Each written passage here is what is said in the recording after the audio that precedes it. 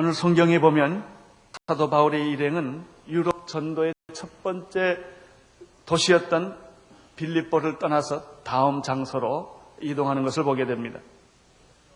오늘 공부하게 된 것은 데살로니가와 베레아입니다. 2차 전도 여행을 통해서 움직이는 도시를 보면 아덴, 고린도, 에베소가 더 추가됩니다. 그러니까 2차 전도 여행을 통해서 우리가 여행을 하게 되는 것은 데살로니가, 베레아, 아덴, 고린도, 에베소 이러한 중요한 도시들을 사도 바울이 전도를 하면서 다니는 것입니다. 1절, 2절을 같이 봄으로 시작하겠습니다. 1절, 2절. 저희가 암비볼리아와 아볼로니아를 떠나가 데살로니가에 이르니 거기 유대인의 회당이 있는지라. 바울이 자기 규례대로 저에게로 들어가서 새 안식일에 성경을 가지고 강론하며. 사도 바울의 복음 전도 여행에는 몇 가지 특징들이 나타납니다. 첫째는 한 도시에서 다른 도시로 갈 때는 대체로 핍박이 일어나 더 이상 그 도시에 머무를 수 없게 되었을 때 떠난다는 특징입니다. 1차 전도 여행 때도 마찬가지였습니다마는 빌립보, 데살로니가 그리고 베레아를 보면 언제나 핍박이 일어나고 있을 수 없기 때문에 그 도시를 떠나게 된다고 하는 모습입니다. 우리는 빌립보에서 바울이 감옥에 잡힐 만큼 얻어맞고 깊은 감옥에 들어간 경험을 보았습니다. 5절을 한번 보시길 바랍니다. 5절, 17장 5절 시작.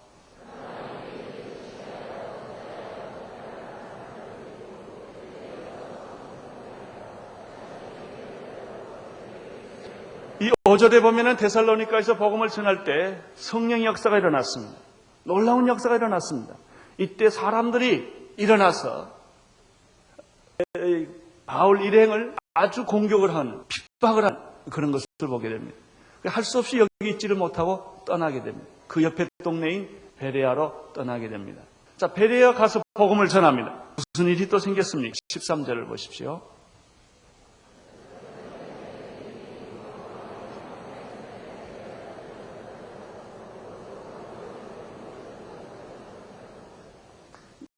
데살로니가에서 바울을 핍박했던 사람들이 베레아까지 옵니다. 그리고 베레아에서도 바울을 전도하지 못하도록 핍박하고 공격을 합니다. 그래서 할 수 없이 바울은 베레아를 떠나서 아덴으로 움직이는 것을 볼 수가 있습니다. 즉 핍박이라고 하는 것은 그 도시를 떠나라고 하는 하나님의 일종의 신호였던 것입니다. 그들은 계획해서 요만큼 전도하고 그 다음으로 가는 것이 아니라 한 곳에서 열심히 전도를 합니다. 그러면 핍박이 일어납니다. 더 이상 있을 수가 없게 됩니다. 이렇게 해서 그들은 한 도시에서 다른 도시로 옮겨갔다는 하는 것입니다. 두 번째 특징이 있습니다. 그것은 바울과 그 일행은 언제나 어느 도시를 가든지 유대인의 회당이라고 하는 거점을 살렸다는 특징이 있습니다.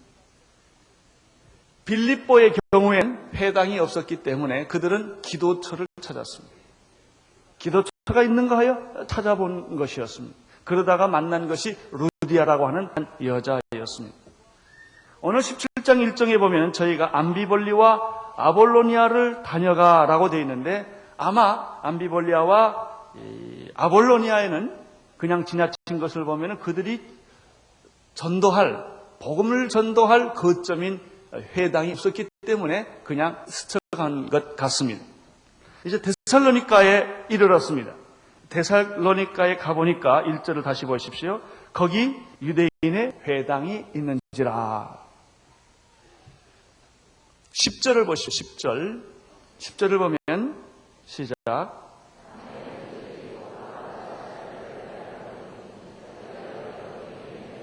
베레아에 가자마자 그는 찾은 것이 바로 유대인의 회당이었다는 것이죠. 이렇게 볼 때 바울의 복음 전도란 유대인의 회당을 거점으로 하는, 요즘으로 말하면 베이스를 잡았다는 것입니다. 그것을 중심으로 움직였습니다. 무작정 아무도 모르는 이방의 어떤 세계에 뛰어들어가서 전도한 것이 아니었고 길거리에서 전도한 것이 아니었다는 것입니다. 언제나 그가 잘 아는, 그리고 자기가 익숙한 어떤 그런 거점을 통해서 그리고 유대인들을 먼저 전도함으로 이방인에게 전도하는 이런 방법을 사용했습니다.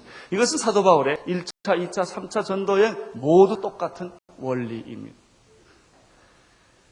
유대인의 회당이라는 것은 유대인은 같은 동족입니다. 물론 예수 그리스도를 이해한 입장은 다르지만 같은 동족이라고 하는 것입니다. 회당은 사도 바울이 어렸을 때부터 익숙한 장소였다고 하는 것입니다. 처음에 우리가 알듯이 바나바와 바울이 전도 여행을 떠났을 때 구브로라는 섬을 택했다는 거 굉장히 중요합니다. 구브로라는 섬은 바나바의 고향이었기 때문에 그런 것입니다. 다 아는 곳이었습니다. 익숙한 것이었습니다. 모르는 곳으로부터 뚫고 들어가는 것이 아니라 아는 데를 통하여 모르는 데로 들어가는, 익숙한 것을 통하여 익숙하지 않는 곳으로 들어가는 이런 방법을 쓰고 있다고 하는 것을 우리는 이 바울의 전도에서 발견하는 것입니다. 또 한 가지가 있습니다. 첫 번째, 공통된 특징입니다. 바울은 어느 곳에 가든지 먼저 하나님께서 만나게 하시고 준비하는 사람들을 만나게 됩니다. 그는 무작정 많은 사람에게 전도하는 것이 아니었습니다. 몇몇 소수의 사람들을 통해서 전도를 하게 됩니다. 익숙한 사람들을 통해서 전도를 하게 됩니다. 그때 하나님이 만나게 해주는 사람들이 있습니다. 그 만나게 해주는 사람들을 만나는데 그 회당에서 그 사람들을 만날 때 먼저 그가 무엇을 했는가? 말씀을 강론을 합니다. 오늘 성경에 보면은 2절을 보면은 뭐라고 그랬죠? 2절을 보십시오. 시작.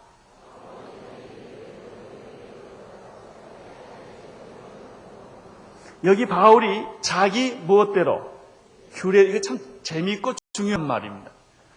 자기 규례대로라는 건 자기 법칙대로, 자기가 어디를 가든지 누구를 만나든 늘 하는 우선순위가 있다는 것이죠. 더 쉬운 말로 하면 자기 스타일이 있다는 것이죠.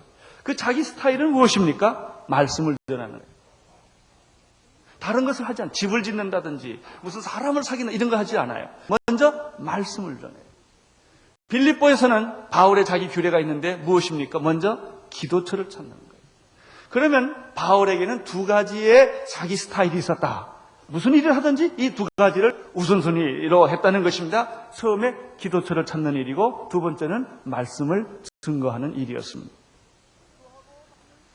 그렇습니다.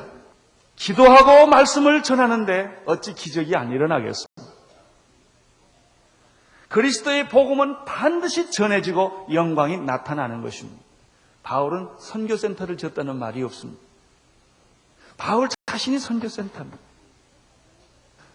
그는 어떤 단체를 만들거나 제도를 만들었다는 말이 있습니다. 그가 만나는 사람에게 복음을 전하는 것이고 기도를 하는 것이고 어느 장소를 택하면 무조건 기도하는 거예요. 기도로 시작을 하는 거예요. 사람을 만나면 복음을 전하는 거예요. 그래서 만나진 사람들과 더불어 무슨 일을 했던 것입니다. 그는 사람을 모아가지고 기도한 거 아니었습니다. 그가 기도하고 있었을 때 사람이 만나고 말씀을 전해줬을 때 사람이 만나지면 그 사람이 하나님이 보낸 사람이라 이렇게 믿고 그들과 함께 그들을 위하여 복음의 수고를 감당했다. 우리는 너무나 복음보다는 복음 외의 것을 많이 생각을 하고 거기에 신경을 많이 쓰고 시간을 많이 보낼 때가 있습니다. 네 번째입니다. 네 번째, 이 빌립보나 데살로니가나 베레아에 다 전도하는 걸 통해서 공통적으로 또 하나 발견하는 것이 있는데 그것은 그 여행 날짜가 그렇게 길지 않다는 것입니다. 사실 빌립보에 얼마나 머물렀겠습니까? 아마 많이 머물러야 한 달 더 머물렀겠습니까? 오래 머물지 않고 거기를 떠났습니다. 사실 이런 의미에서 바울은 어떤 제도나 장소나 건물에 관심이 없었다는 것입니다. 그가 관심을 가지고 있는 건 사람이었어요. 그러나 우리는 반대로 사람을 위해서 건물에 관심이 많습니다. 사람을 위해 산다고 하면서 제도에 관심이 많습니다. 바울은 그 사람에게 관심이 있었다고 하는 점입니다. 데살로니가의 경우를 다시 봅시다. 2절에 보면은 얼마나 머물렀습니까? 새 안식일 이렇게 되어 있어요. 새 안식일이니까 3주에 날로 따지면 21일. 아마 뭐 꼭 21일만 있었겠습니까? 앞뒤 또 여러 가지 일이 있었겠지만 그가 회당에서 강론한 그 기간은 3주였다는 것입니다. 매일 했겠다 이렇게 보기도 어려울 것입니다. 그러나 놀라운 사실은 바울이 지나가는 곳마다 열매가 있었어요. 어떤 사람은 오래 같이 살지만 아무 영향력을 주지 않는 관계가 있어요.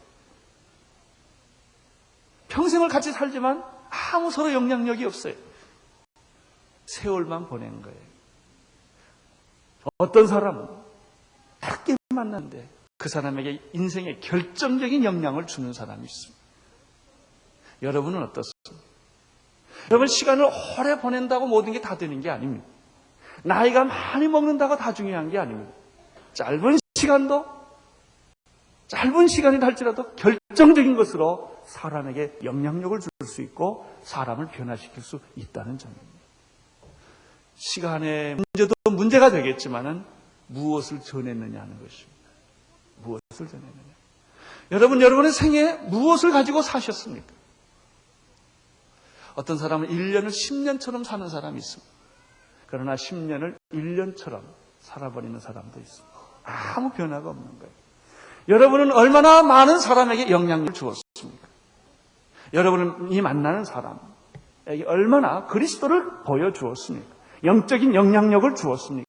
그 인생을 얼마나 변화시켰습니까? 이것은 시간의 문제가 아니라 내용의 문제입니다. 3절을 보십시오. 3절 시작.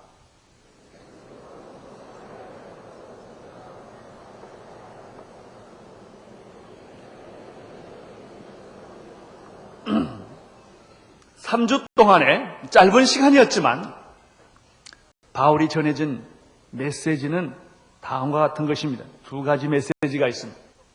첫째는 예수 그리스도께서 죽은 자 가운데서 다시 살아나야 할 것을 증명했다고 말했습니다. 더 쉬운 말로 말하면 사도 바울이 전한 메시지는 예수 그리스도의 십자가와 부활이었습니다.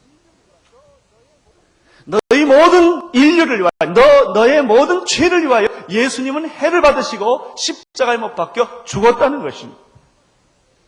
그 예수를 내 죽였다는 것입니다.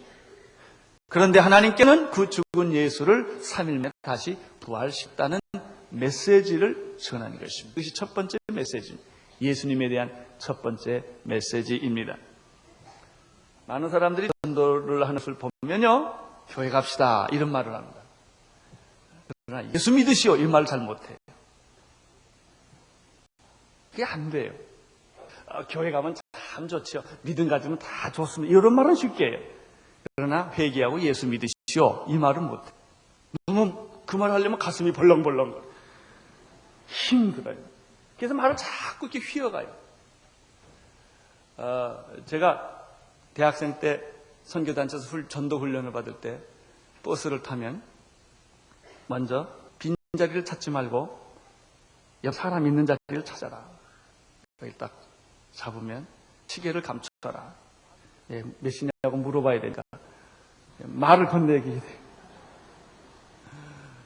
지금 몇 시쯤 됐죠? 시간을 알고 싶어서 그런 게 아니라 일단 대화를 시작해야 되니까. 그 다음에 어디까지 가느냐고, 그 사람 어디 간들 나하고 무슨 상관이 있어요? 그래야 어디인 줄 알면 시간을 계산하니까. 내가 얼마나 얘기할 수 있나? 그래가지고 하나님은 당신을 사랑하시고 당신의 생애를 위한 놀라운 계획을 가지고 계십니다. 딱 던지라는 거죠. 바울은 바로 예수 그리스도는 당신을 위해 죽었고 예수 그리스도는 당신을 위해 부활했습니다. 그가 전한 첫 번째 메시지. 두 번째 메시지는 예수가 그리스도다라고 하는 메시지였습니다. 3절을 한번 다시 보겠습니다. 시작.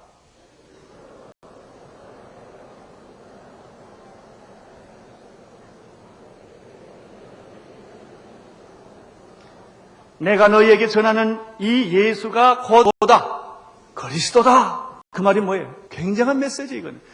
이 그리스도라는 말을 히브리어로 메시아라는 말을 씁니다. 이분이 메시아다.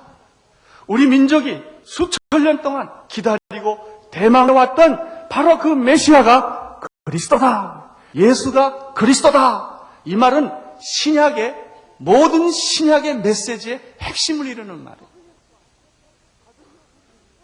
바로 그 예수가 하나님의 아들이요 우리의 구원자요 구약에서 약속한 메시아다. 그분이 그분이 지금 여기 있다 하는 거예요. 이것보다 더 중요한 메시지가 없고 이것보다 더 급한 메시지가 없습니다. 사도 바울은 짧은 시간에 제한된 공간에서 그는 메시지, 예수 그리스도에 대한 메시지 핵심을 찌른 거예요. 나는 여러분 이렇게 메시지를 전할 수 있게 되기를 바랍니다. 누구를 만나면 예수님은 당신을 위해 죽었고 당신을 위해 하셨고 지금도 통치하고 계시며 그분이 하나님이 약속하신 메시아입니다. 이 예수 그리스도를 믿으시오. 이런 메시지가 선포되면 언제나 두 가지 반응이 나타납니다. 하나는 이 메시지에 대해서 긍정적이고 또 이 메시지를 받아들이는 반응이 하나 있고요. 이 메시지에 대해서 부정적이고 이 메시지를 거부하는 그런 반응이 나타납니다. 4절을 보십시오. 시작.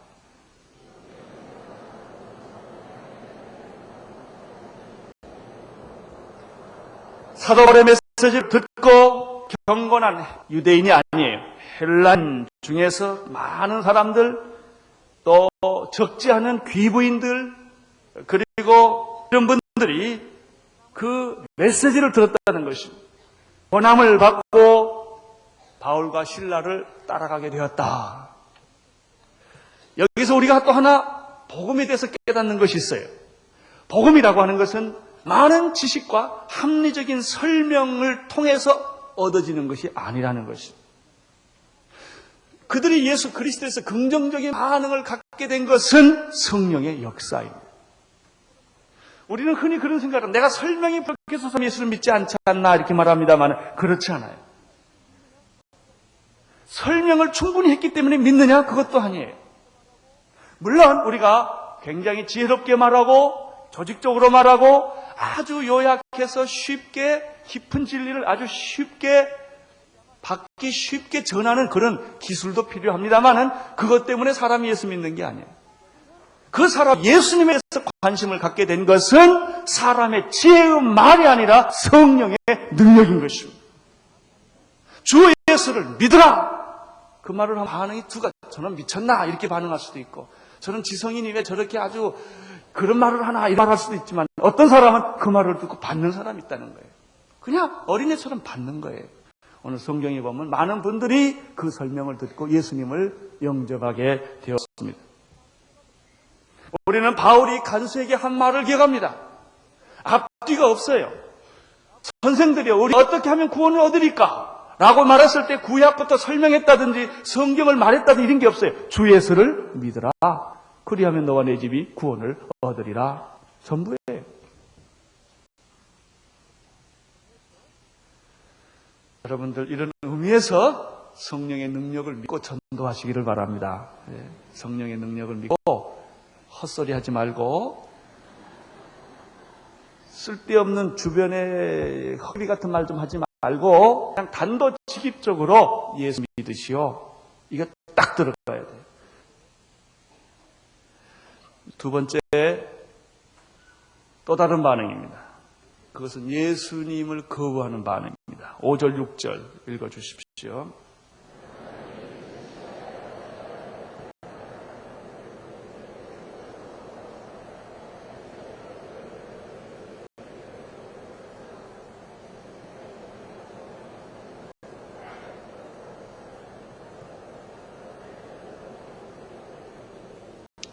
예수님에 대해서 반항하는 사람들.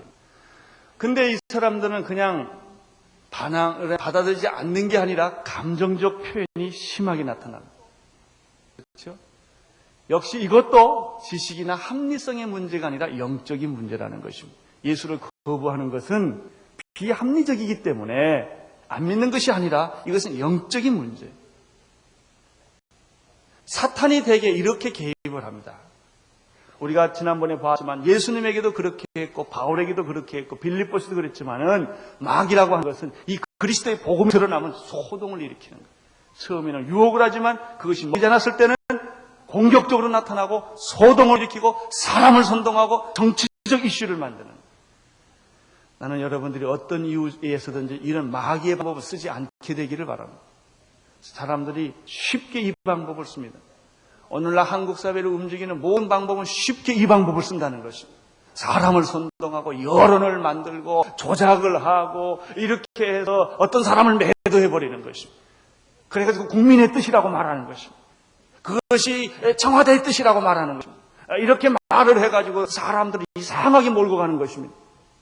이것이 사탄의 영향권 아래 있는 방법이다. 이것은 하나님의 방법이 아니에요. 하나님의 방법은 여러분 모세가 바로와 싸울 때 절대 데모 안 했습니다. 절대 민중의 힘을 이용 안 했습니다. 그는 하나님의 권위를 가지고 1대1로 영적인 싸움을 한 거예요. 그러나 많은 사람들은 떼거지로 몰려드는 거예요. 세상의 이 힘, 권력의 힘, 돈의 힘, 인간적인 방법, 수단과 방법을 이게 다 깡패들이 쓰는 방법들이에요. 이게 마귀가 쓰는 방법이라는 거예요. 이런 방법을 마귀가 성경에 보면 계속 이 방법을 사용하고 있다는 것이죠. 메시아를 반대하는 사람들은 이방인이 아니라 유대인이라는 역설이에요. 유대인이 먼저 믿어야 될 텐데 이상하게.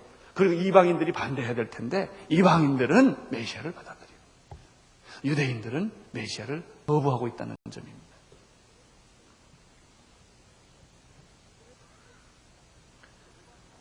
그들의 반대는 이성과 합리를 뛰어넘어서 아주 감정적인 것이고 폭력적인 것이고 많은 사람을 선동하는 것이고 소란을 피우는 거예요. 나는 여러분들의 생에 이런 일에 관여하지 않게 되기를 바랍니다. 그것은 옳은 방법이 아닙니다. 진리를 가졌다면 전공법을 써야 합니다. 그리고 진리가 반드시 이긴다고 하는 확신을 가져야 합니다.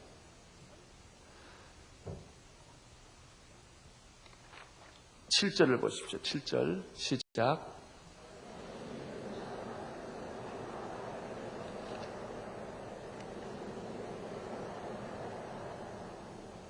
예.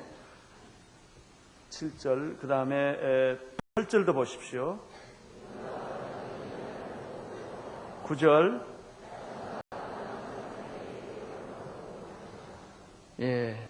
우리가 6절에서도 그 사람들이 이렇게 소리를 지르는 걸 봅니다. 선하를 어지럽게 하는 사람이로다. 자기들이 어지럽게 하면서 이 바울의 일행을 가리켜 그렇게 아주 그 누명을 씌우는 것입니다. 7절에 보면은 예수님의 문제를 가이사의 문제하고 연관시킵니다. 여러분 예수님과 가이사가 무슨 상관이 있습니까? 그러나 이 사람들은 가이사의 명을 거하여 말하되 다른 임금 곧 예수라는 하가 있다다 이렇게 해서 가이사의 권위를 보존하는 것으로 이 정치적인 이슈로 이 예수님을 끌고 들어온 거예요. 이 산의 세력들은 언제나 정치적인 방법론을 쓰는 것입니다. 모든 것을 정치화하는 것입니다. 정치에 권력화하는 거예요. 모든 사람들은 다 청와대를 바라보게 만드는 거예요. 이것이 오랜 세월을 가고 나면 사람이 그렇게 돼버리고 마는 것입니다. 모든 발상법이 다 그렇게 가는 것입니다. 예수님을 죽일 때도 마찬가지죠. 예수를 못 박혀 죽이시오. 예수를 못 박혀 죽으시오. 당신이 예수를 안 죽이면 가이사의 충성이 아닙니다. 빌라도에게 이렇게 공격했던 것이죠. 지금도 똑같이 우리는 이렇게 사람들이 말하는 것을 보게 됩니다. 예수를 로마의 황제와 대항하는 인물로 바꾸어서 거짓 주장을 가지고 바울 일행을 고발하는 것을 여기서 볼 수가 있습니다. 우리는 이러한 이유로 바울 일행이 데살로니가에서 전도하지 못하고 이제 그 이웃 도시인 베레아로 옮기는 것을 보게 됩니다. 10절과 11절을 보십시오. 시작.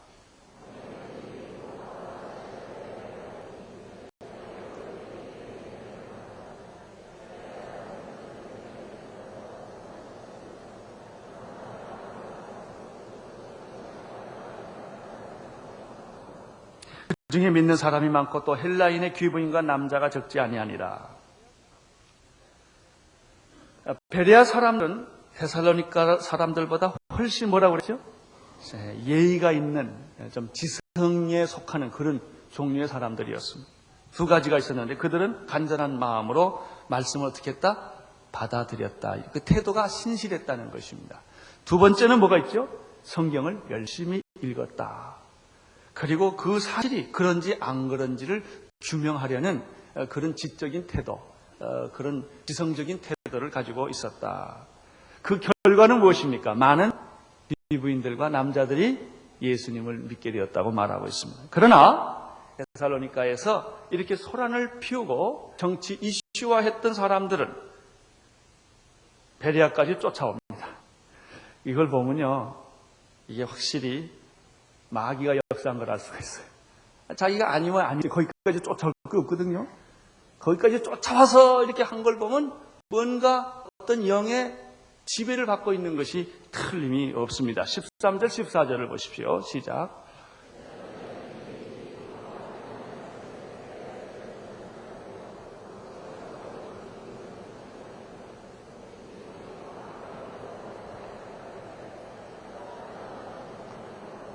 복음을 전하려고 하는 사람에게는 예전이나 지금이나 이런 일들은 똑같이 일어나고 있는 겁니다. 여러분, 복음을 환영하는 데가 어디 있겠습니까?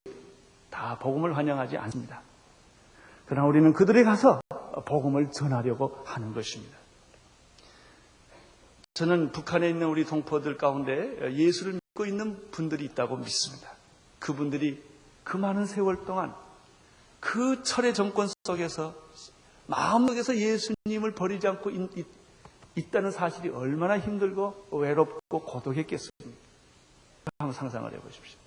지금도 중국에 가서 전도하려면 그렇게 마음대로 전도하려고 하게 하지는 않습니다. 자유는 있지만 언제나 이런 제한들이 있고 핍박들이 있고 예수를 전하면은 그렇게 돌로 치려는 사람들이 있는 것입니다.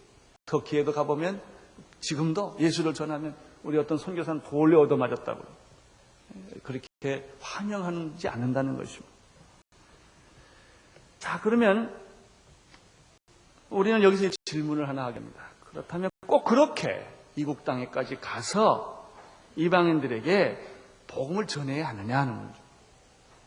여기도 할 일이 많은데 하는 것이죠. 또 어떤 좀 배운 분들은, 좀 자유주의 신학을 가지고 있는 분들은 이렇게 표현을 합니다. 그것은 일종의 종교 침략이요 문화 침략이 아니냐. 그런 것을 빙자해서 과거에 지금까지 역사를 보면은 정치적으로 정치 식민지화했던 수단으로 썼단 말이죠. 이런 면으로 고발을 합니다. 어떤 인류학자들은 또 이렇게 말을 합니다. 모든 민족이 그 나라 사람들의 자기 방식대로 살게 하고 그 나라의 토속 종교를 믿게 하는 게 나쁘지 뭐가 나쁘냐 말이죠. 자기 나라의 종교, 자기 스타일로 사는데 왜 우리가 그걸 가서 다 종교 바꿔라 할 거 뭐 있느냐, 이런 비판을 하기도 합니다. 그러나 오늘 성경에 보면, 특별히 사도 바울 입장에서 보면 그렇지 않다는 것입니다. 우리가 복음을 타민족에게 가서 전하는 그 이유는 전통적인 것이거나 종교적인 것이거나 문화사회적인 것이거나 정치적인 문제를 건들기 위해 가는 게 아니란 말이죠. 그것은 사도행전 4장 12절의 말씀처럼 누구든지 예수 그리스도가 아니고서는 구원을 얻을 이름이 없기 때문에, 이것이 사실이기 때문에 예수 그리스도를 통하지 않고는 구원을 얻을 이름이 천하에 주신 일이 없기 때문에 우리가 가는 것입니다. 만일 예수를 믿지 않고도 선을 행해서 구원을 얻을 수 있다면 왜 이렇게 생명을 걸고 모든 것 포기하고 전도하러 가겠습니까? 여러분, 우리가 가서 이런 의미에서 가서 전도한다는 것은 정복한다는 것을 의미하지 않습니다. 십자군의 최대의 실수가 여기에 있었습니다. 우리는 다른 민족을 정복하러 가거나 종교를 정복하러 간 것이 아닙니다. 예수 그리스도의 이름을 전하기 위해서 가는 것뿐입니다. 그래서 그리스도인들은 정복하러 가는 사람들이 아니라 순교하러 가는 사람들. 둘째, 또 이런 질문을 합니다. 자기 나라도 전도하기 바쁜데 왜 꼭 타민족까지 고생하면서 가야 되느냐? 돈도 그렇게 많이 들고 죽음을 무릅쓰고 가야 되느냐 하는 거예요. 우리도 최근에 제주도를 갔다 왔어요. 제주도를 가보니까 10만 원 월급 받고 사는 사람도 많이 있고 병든 목사들도 많고 10명, 20명 비참하게 곳곳에서 그렇게 목회하는 사람들은 많은데 그 사람 도와줘야지 뭐 해외까지 갈 게 뭐 있냐, 이런 얘기예요. 한편으로 들어보면 설득력 있는 얘기입니다. 그러나 사도 바울의 말을 들어보면 단연히 NO! 아니라는 거예요. 그게 아니라는 거예요. 사도 바울은 자신이 이렇게 설명했습니다. 나는 이방인을 구원하기 위하여 하나님이 택한 그릇이다. 사도 바울도 얼마나 자기 민족을 구원하고 싶었으면 로마서 9장에서 내 생명책이 하나님의 이름에서 제어진을 하더라도 내 민족, 내 백성 구원해 주십시오. 이렇게 했던 사람. 그렇지만은 사도 바울은 자기 생애라고 하는 것은 하나님께서 너는 내 민족을 구원하지 말고 내 민족은 다른 사람한테 내가 맡길 테니까 너는 이방인들을 위해서 죽어라. 이방인을 위해서 택한 나의 그릇이라. 그렇기 때문에 사도 바울은 이방인을 향하여 걸어갔던 거예요. 민족을 초월하여 문화를 초월하여 타 문화권 속에 들어가서 생명을 걸고 위기 속에서 돌에 맞고 죽을 뻔하고 그가 수없이 맞고 배고프고 마음의 사형 선고를 받고 이런 고난을 겪으면서도 그가 그렇게 타 민족 속에 들어가서 사는 이유가 있었다는 것이죠. 하나님은 국내 전도를 위하여 이스라엘 교회를 베드로를 택했고 예루살렘 교회를 택했어요. 그러나 동시에 이스라엘 백성을 다 전도하고 예루살렘을 다 전도하고 간 게 아니라 동시에 바울을 택하여 그를 이방인 사도로 세워섰다는 사실이에요. 그것이 바로 안디옥 교회였습니다. 따라서 국내 선교나 타문화권 선교는 앞뒤가 있는 게 아닙니다. 국내 선교 다 마치고 해외 선교 가는 것이 아닙니다. 국내 선교가 시작된과 동시에 해외 선교가 동시에 이루어지는 것입니다. 만약에 국내 선교를 다 마치고 가야 했다면 아직도 우리나라는 복음을 받지 못했을 것입니다. 그것이 하나님의 나라입니다. 그들은 모든 희생을 감당하고 여러분 외국에서 산다는 삶이 그렇게 좋습니까? 참만해요. 서럽고 배고프고 나그네되고 힘들고 얼마나 고달픈 거예요. 아무리 돈이 있어도 외국 생활은 외국 생활입니다. 더구나 선교사가 자기 고향을 떠나서 자기 가정을 떠나서 자기 식구들을 떠나서 친구들을 떠나서 그렇게 외롭고 고독하게 병들면서 전전하며 살아간다는 것이 누가 좋아서 하고 싶어서 하겠습니까? 그것도 1, 20년이지요. 나이 50이 들고 60이 되면 누가 하고 싶겠어요? 그러나 왜 그렇게 해야 합니까? 바로 그것이 하나님의 명령이기 때문에 그렇습니다. 우리 온누리 교회는 이런 의미에서 예루살렘 교회적 의미가 아니라 안디옥 교회적 의미를 그런 부름을 받은 교회입니다. 또 서울의 많은 교회들이 다 국내 선교를 위해 헌신할 수 있어요. 그러나 그 많은 교회 중에 하나쯤은 해외 선교를 위해 헌신한 것이 뭐가 잘못됐겠습니까? 여러분이나 나는 바울적인 의미가 있는 사람이 이 교회는 안디옥적 의미의 사명을 한 교회라고 말이죠. 이것이 동시적으로 일어나는 하나님의 역사였다는 것입니다. 15절을 보시겠습니다. 15절 시작.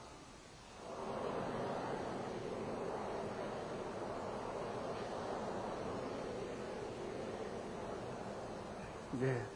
너무나 상황이 급해서 다른 동료들은 일시적으로 배에 남겨두고 바울만 배를 타고 아데네라는 도시로 일단 피신을 합니다.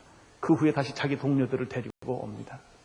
얼마나 상황이 급했던 것을 우리가 여기서 일 수가 있습니다. 그렇습니다. 그것이 바로 2차 전도 여행입니다. 이렇게 해서 복음은 전 세계에 전파되었고 이렇게 해서 성령 역사는 나타나게 된 것입니다. 복음을 전한다는 것은 신나고 아름답고 감격스러운 일입니다만은 동시에 대가를 치르는 일입니다. 세상을 위해서 대가를 치른다면 억울한 것이 있겠지만 하나님을 위해서 대가를 치른다는 것은 고통 중에도 기쁨이요 고난 중에도 영광이 되는 것입니다. 기도하겠습니다. 하나님 아버지, 우리 귀한 진리를 알게 하시고 귀한 일에 참여시키신 주님을 찬양합니다. 바울의 생애는 인간적으로 보면 그렇게 행복한 생애는 아니었을지라도 하나님 앞에서 영광스러운, 감격스러운 모든 사람이 흠모할 만한 생애를 살았습니다. 주님, 오늘 이것에 닿게 해주신 것이 되나야 감사를 드립니다.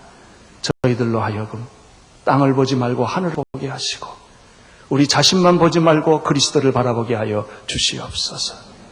예수님 이름으로 기도드리옵나이다.